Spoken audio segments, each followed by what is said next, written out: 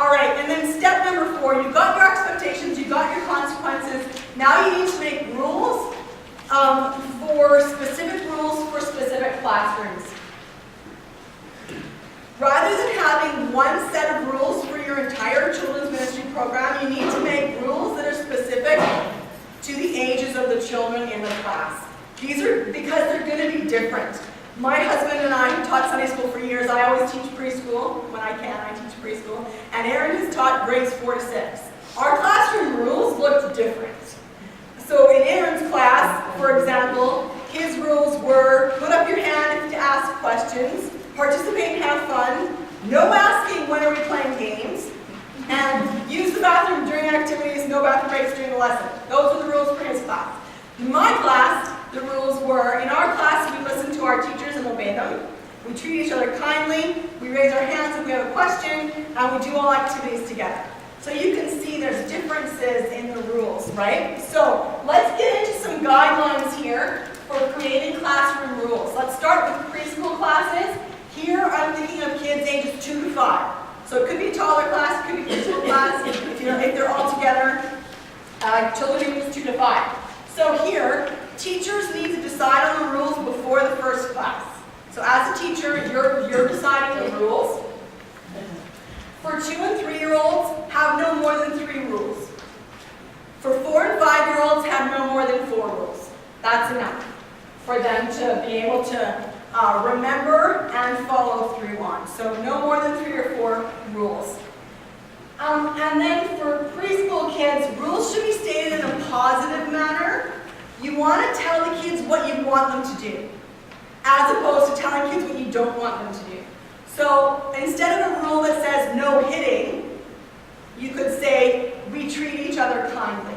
So look at your rule and consider how to state it in a positive manner. Remember, tell kids what you want them to do. And then create a classroom rules poster and use pictures to demonstrate the rules. Obviously, kids of this age can't read yet, so use pictures.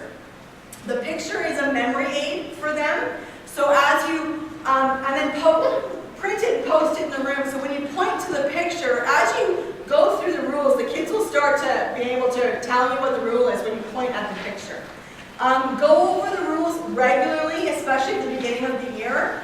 And so as you point to the picture, the kids will be able to tell you what the rule is. So for example, here's a poster, a class rules poster. So this picture here is a teacher with their kids. That's to remind the kids to obey your teachers. Okay? A group of kids playing nicely together, treat each other kindly. Or you could have 2 kids holding hands, for example. If you've got a rule about raising hands, find a picture of kids raising their hands. Okay? And then also remember to not only go over the rules regularly, but go over the consequences for breaking the rules as well with your kids. Kids this age feel safe when they know their boundaries and when they know the routine and what to expect. Okay, for elementary classes, here it's a good idea to decide on the rules together. So allow time on the first Sunday school or your first time together, allow time to come up with classroom rules. Tell your kids that you're going to decide them as a class. Talk about how everyone's going to behave. But always remember, and let them know this, you have the ultimate veto as a teacher. Okay, so sometimes rules are going to be suggested that are silly or unachievable. Remind them that you always have the ultimate veto. And then again, make a poster, make it together as a class, and post it. Refer to it regularly.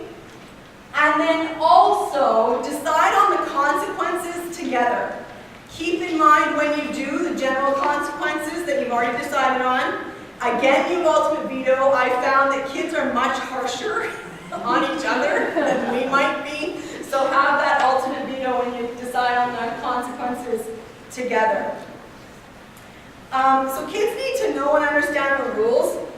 This is why it's important to post them as much as possible. Post the rules in your classroom, and then kids can see it and refer to it often.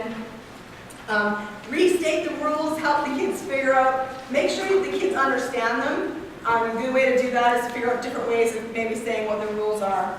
Okay, I'm going to quickly give you 6 tips for dealing with discipline, and then I'm going to give you your bonus motivation technique. So tip number 1, be consistent in discipline, but always handle each situation individually.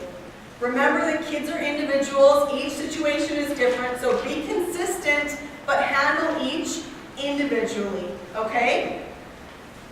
Tip number 2, always handle discipline in private. Don't embarrass kids by reprimanding them as much as possible in front of other kids. If you can, take them to the side and discipline in private, okay? Sometimes you need to do a general, okay, keep it down or whatever, but if you do have a significant discipline issue to deal with, handle it privately with that child, try not to embarrass them. Tip number 3, discipline out of love and not anger. If you're angry in a situation, give yourself a timeout. Okay, take a step back, calm yourself down, pray, remind yourself that you love these kids, and always discipline out of love, never out of anger. Also, make sure that your child understands why they're being disciplined. Some kids honestly don't know what they did, so make sure they understand. And then always give them a chance to make it right.